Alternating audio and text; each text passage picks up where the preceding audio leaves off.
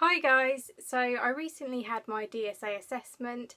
DSA stands for Disabled Students Allowances, and this can be helpful for anyone who has a mental illness, a learning difficulty or a long-term illness or disability.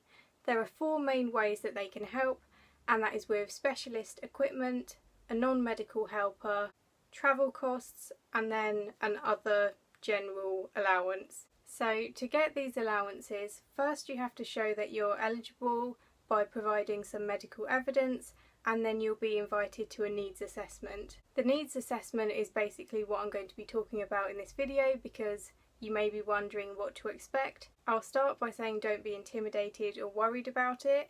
This assessment really is to help you. It's to figure out all of the things that could be a problem for you at university due to your conditions. And I also wanted to say that unlike other assessments, your assessor will be working in your favour. They will do everything they can to get you the help that you need. There may be things that you don't even know could be helped, and they will help you figure that out. So for me, my assessment lasted 2 hours, and that is a long time. I felt myself flagging towards the end. I could feel myself getting more fatigued and more dizzy, so be prepared for that. Take a drink or a snack if you might need one, because it could be a very lengthy process. If you find it difficult talking to another person, then having a friend or a family member in with you might be helpful, especially if they can communicate your difficulties better than you can.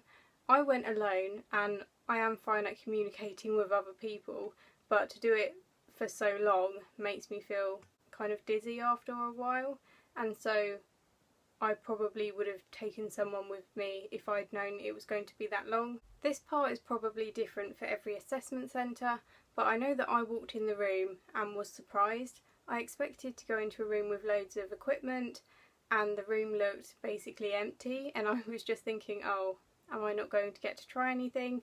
But actually most of it was on a computer, and so there wasn't loads of, I don't know, external equipment, because a lot of it was software on the computer, and it only had small things that went with it, so like a small headset that she pulled out of drawers.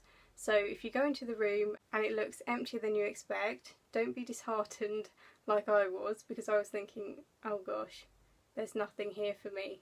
But that wasn't actually the case. There were plenty of things that I didn't even know existed, and things that I didn't know could be helped. So how it works is your assessor will recommend you equipment, and then they'll write a report which is kind of working in your favour.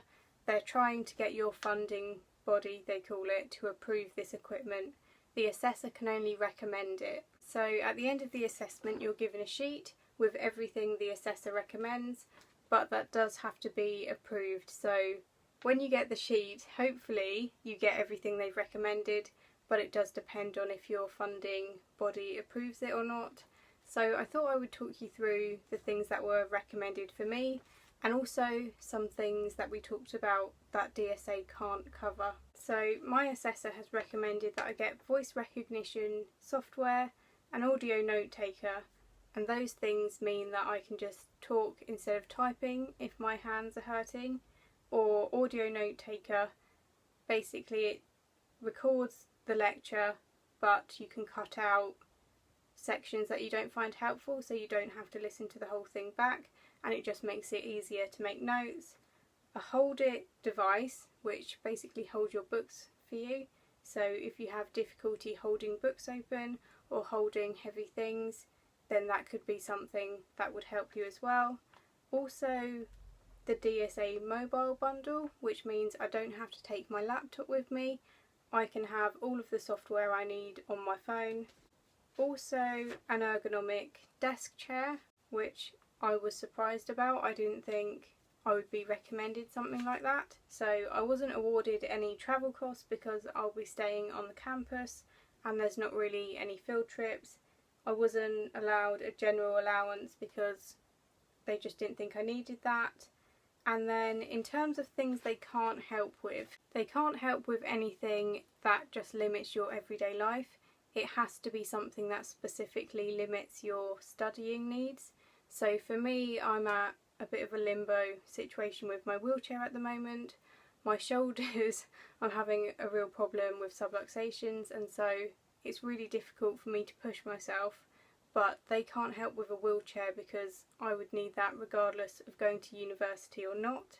They have recommended a wheelchair bag, but DSA doesn't cover that. It would be my university buys the wheelchair bag for me to carry my textbooks. So it gets a bit complicated, but there's the DSA itself, and then if there's something they can't buy you but they think will help, they can recommend that your university buys it for you instead. I hope that wasn't too confusing and was somewhat helpful. You can ask me questions in the comments if you need to, and I also thought it would be useful to note that as long as you finish your course, this equipment is yours to keep. You don't have to give it back, so it can help you at university, which is what it's meant for, but then you also get to use it afterwards. So if this equipment will help with a future job or whatever, it is yours to keep. And I think that's everything. Thank you so much for watching. Give this video a thumbs up if you liked it, and I'll see you in the next one.